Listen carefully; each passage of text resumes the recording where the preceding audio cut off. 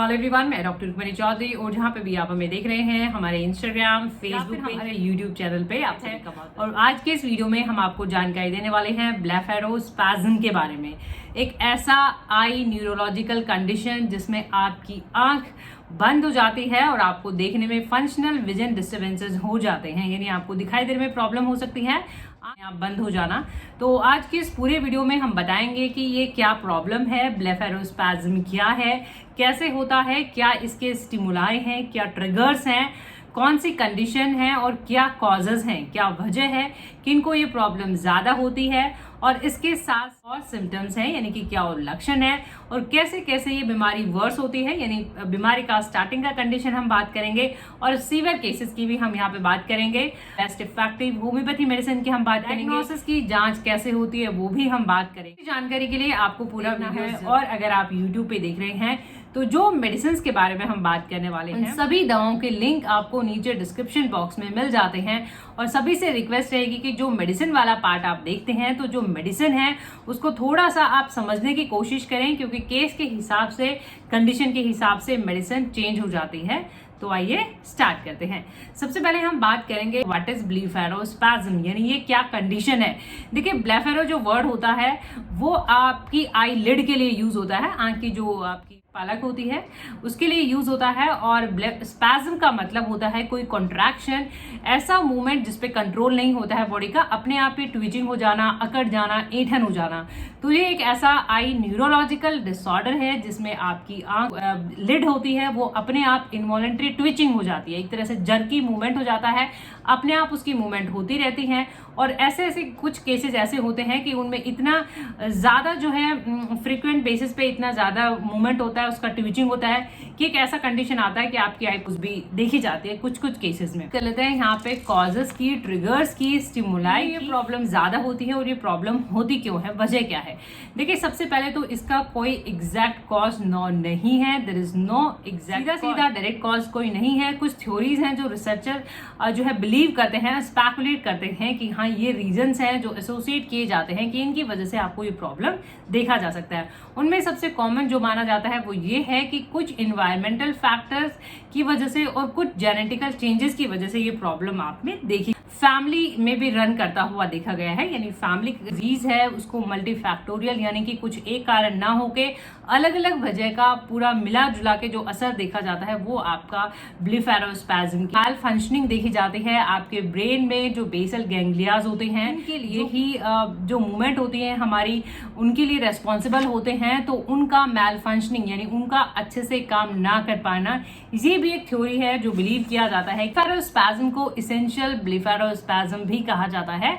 और डिस्टोनिया, देखिए थोड़ा सा अंतर है। डिस्टोनिया क्या होता है, ग्रुप न्यूरोलॉजिकल डिसऑर्डर होता है जिसमें इसेंशियल ब्लेफेरोस्पैज्म जो उसी का एक हिस्सा मान सकते हैं।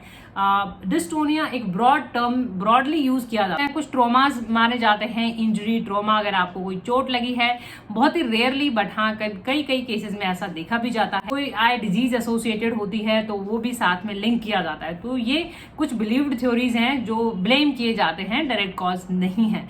अब हम बात कर लेते हैं साइन और सिम्टम्स ऑफ ब्लेफेरोस्पैज्म कि क्या लक्षण होते हैं कि आपको ब्लेफेरोस्पैज्म यानी आपकी जो आंख की ट्विचिंग हो जाती है, मसल्स की जो आंखें बंद हो जाती हैं, उनके साथ और क्या लक्षण होते हैं। देखिए, हमने जैसा कि स्टार्टिंग में भी बताया कि इस बीमारी की स्टेजेस हम कह सकते हैं, कंडीशन कह सकते हैं कि स्टार्टिंग में क्या होता है, जैसे जैसे आपको स्टार्टिंग होती है सबसे पहले आपकी आंख फड़फड़ाना स्टार्ट होती है, ब्लिंकिंग स्टार्ट होती है, ब्लिंकिंग होती है, आंखें बंद होती हैं, फ्रीक्वेंट बेसिस पे होती रहती हैं और इस तरीके से आई मसल्स इतनी टायर्ड फटीग हो जाती हैं कि वो धीरे धीरे कंडीशन वर्स होना, आपको फ्रीक्वेंट ब्लिंकिंग यानी आंख का बंद होना। कुछ इसके लिए सर्टेन स्टिमुलाई भी ब्लेम किए जाते हैं, जैसे मान लो अगर आप ब्राइट लाइट में, बहुत ज्यादा लाइट है वहां पे आपको दिक्कत होती है, पढ़ते टाइम, रीडिंग के टाइम आपको दिक्कत होती है, टीवी देखते टाइम आपको प्रॉब्लम हो सकती है, और बहुत ज्यादा फोटोफोबिया भी हम जिसको कहते हैं कि आप सेंसिटिव हो जाते हैं लाइट के लिए, प्रॉब्लम बढ़ा देते हैं। फ्रीक्वेंसी की ये प्रॉब्लम होती है आपको और फ्रीक्वेंटली बेसिस पे होने लग जाती है, ये प्रॉब्लम आपको बार बार देखिए, आपको बार बार आपकी जैसे मान लो ब्लिंक करती हैं आईज तो आपका जो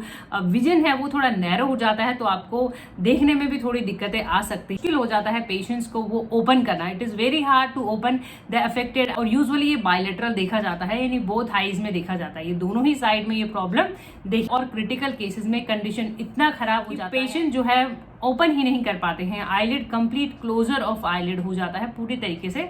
इसको हम फंक्शनल ब्लाइंडनेस भी कहते हैं, यानी आपकी अंदरूनी इंटरनल कोई प्रॉब्लम नहीं है, सिर्फ आपकी आईलिड क्लोजर होने की वजह से आपको अगर देखने में दिक्कत होती है। तो डिस्टोनिया के बारे में, डिस्टोनिया एक ग्रुपोलॉजिकल डिसऑर्डर होता है और ये कई बार आपका लोअर फेस और आपका जॉ इन सब की भी ट्विचिंग हो जाती है, तो इसको हम मैक सिंड्रोम डिस्टोनिया भी इसको नाइट में बेटर होता है। रात को स्लीप टाइम पे आप कंफर्ट फील करते हैं और डे टाइम पे जो है आपकी प्रॉब्लम बढ़ती है after waking up. Diagnostic criteria कि इसके लिए क्या जांचें जरूरी होती हैं, कौन के डायग्नोस्ट एग्जैक्ट, जैसे इसका कारण भी नॉन नहीं है कि किस वजह से है एग्जैक्टली, वैसे कोई इसके लिए कोई डेफिनेटिव टेस्ट भी नहीं है कि आप ये टेस्ट कराएं।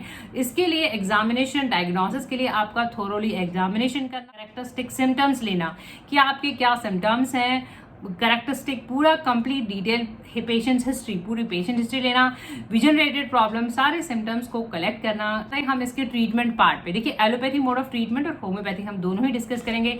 एलोपैथी में आपका 2 तरीके से ट्रीटमेंट होता है, ऑरल ड्रग्स, ऑरल मेडिसिन आपको दी जाती हैं। बाकी बोटॉक्स की भी हम यहाँ पे बात करेंगे, बोटुलिनम टॉक्स एक तरह से आपको इंजेक्ट किया जाता है, कुछ केसेस में सक्सेसफुल भी रहा है और पेशेंट हिस्ट्री के ऊपर डिपेंड करता है। 3 मंथ्स तक आपको रिलीव भी हो जाता है। कुछ अमाउंट आंसर किया जाता है आपकी मसल्स में, ताकि वो मसल्स वहां पे वीक हो जाएं और आपको ये प्रॉब्लम ना देखी जाए बार बार, ये जो ट्विचिंग का प्रॉब्लम। अब बात आते हैं हम बेस्ट इफेक्टिव होम्योपैथी मेडिसिन के ऊपर। देखिए, वैसे तो होम्योपैथी मेडिसिन कंप्लीटली कॉज की आपका वजह क्या है अगर मिल पाता है, या फिर आपका डिटेल हिस्ट्री यानी कि आपका क्या केस है, क्या आपके सिम्टम्स है, तो होम्योपैथिक पॉइंट ऑफ व्यू कुछ बेस्ट इफेक्टिव मेडिसिन हमने यहाँ पे रखी हुई है। सबसे पहले हम बात कर लेते हैं बैलोडोना की। देखिए, बैलोडोना जो मेडिसिन है बहुत ही इफेक्टिव है इनवॉलेंटरी ट्विचिंग, जर्किंग मूवमेंट्स में काफी अच्छी मेडिसिन है बैलोडोना। ये ऑरल यूज के लिए है, ये आपको मुंह में लेना है दवा। बैलोडोना 30 या 200 पावर, 1-2 बूंदे सुबह दोपहर शाम खाने से पहले। यूट्यूब पे देख रहे हैं तो इन मेडिसिन के लिंक आपको नीचे डिस्क्रिप्शन बॉक्स में मिल जाएंगे। बैलोडोना में आपको ट्विचिंग, स्पैज्म के साथ साथ ड्राइनेस, बहुत ज्यादा ड्राइनेस रहती है, तो इन दैट केस आप बैलोडोना का। देखिए, सल्फर वैसे तो स्किन प्रॉब्लम में आपने सुना होगा, सल्फर बहुत अच्छा मेडिसिन होता है। सल्फर आपको मॉर्निंग एग्रीवेशन में भी दिया जाता है, जब आपकी कोई भी प्रॉब्लम सुबह सुबह बढ़ जाती है आफ्टर गेटिंग अप, तो सल्फर बहुत अच्छा काम करती है। सेम विद द ब्लेफेरोस्पैज्म, अगर आपका ये आंखों का बंद होना सुबह सुबह ही बढ़ जाता है, तो इस केस में आप सल्फर ले सकते हैं। हमने सिम्टम में भी डिस्कस करा था कि इसकी जो प्रॉब्लम होती है वो सुबह के टाइम पे बढ़ती है और रात को पेशेंट को ठीक रहता है, तो ऐसे केस में आप सल्फर लें। सल्फर 30 या 200 पावर में 1-2 बूंदे सुबह दोपहर शाम ऑरली मुंह में लेना है और लगातार लेना होता है जब तक आपको फर्क नहीं पड़ जाता है। जैसे आपको फर्क पड़ जाए, दवा कम करके आप धीरे धीरे बंद कर सकते हैं। सल्फर रखा हुआ है कॉन्ट्रारी विद सल्फर। देखिए, सल्फर आपको मॉर्निंग एग्रीवेशन यानी सुबह सुबह दिक्कत में काम करता है। On the other hand, on contrary, hepar sulph आपको नाइट एग्रीवेशन में, यानी जब आपको रात को दिक्कत बढ़ती है, ब्लेफेरोस्पैज्म की, आई में हैवीनेस लगे, ट्विचिंग लगे, भारीपन लगे, जो भी सिम्टम्स अगर रात में आते हैं, तो फिर आप हिप्पासल्फ ले सकते हैं। हिप्पासल्फ में सेंसिटिविटी भी बहुत देखी जाती है, यानी आप आंखों को टच भी नहीं कर सकते हैं, इतना ज्यादा आप सेंसिटिव होते हैं टू टच, तो आपको टच करने से प्रॉब्लम बढ़े, तो ऐसे केस में भी आप हिप्पासल्फ ले सकते हैं। 30 या 200 पावर में 1-2 बूंदे सुबह दोपहर शाम खाने से पहले रेगुलरली, वैसे ही आपको यूज करना है। रखा हुआ है मार्कसॉल। हमने इसके डिजीज कंडीशन और सिम्टम लक्षण में डिस्कस करा था कि अगर आपका कंडीशन बहुत ज्यादा सीवियर है, इतना ज्यादा सीवियर है कि आपका कंप्लीट क्लोजर ऑफ आईलिड हो गया है, खुलने में भी दिक्कत होती है, तो फिर ऐसे केसेस में मार्कसॉल दिया जाता है। सीवियर क्रिटिकल केसेस में मार्कसॉल आप यूज करें, सेम ओरली यूज करना है, 1-2 बूंदे सुबह दोपहर शाम लगातार आप यूज कर ला। और डेरेटा मेडिसिन जो है राइट साइडेड में दिया जाता है, रेयर मेडिसिन है बट काफी अच्छा है। एक और मेडिसिन है क्रोकोसटाइवस, बहुत अच्छा मेडिसिन रहता है। क्रोकोसटाइवस भी आपको यूजुअली राइट साइड में ही काम करता है, दाहिनी तरफ अगर दिक्कत होती है। दोनों कुछ रेयर मेडिसिन है बट बहुत इफेक्टिव है। अगैरिकस भी इसके अलावा एक बहुत अच्छा मेडिसिन आता है, अगैरिकस भी आप ले सकते हैं। 30 या 200 पावर में 1-2 बूंदे। अगैरिकस आपको रीडिंग एग्रेवेशन करता है, जब आप पढ़ते हैं तो आपकी प्रॉब्लम बढ़ता। अगेन बहुत अच्छा मेडिसिन माना जाता है।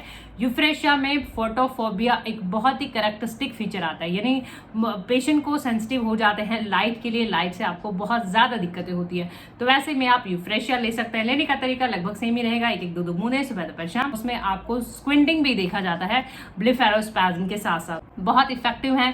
बाकी केस के ऊपर भी डिपेंड करता है कि आपका क्या केस है, तो होपफुली ये वीडियोस आपकी मदद कर सकें, वीडियो आपको इन्फॉर्मेटिव और नॉलेजेबल लगे तो प्लीज वीडियो आप लाइक और शेयर जरूर करें। चैनल पर नए हैं तो चैनल को सब्सक्राइब करें, बेल आइकॉन घंटी जरूर दबाएं अपडेटेड रहने के लिए। Thank you for watching, thank you for your support, thank you so much.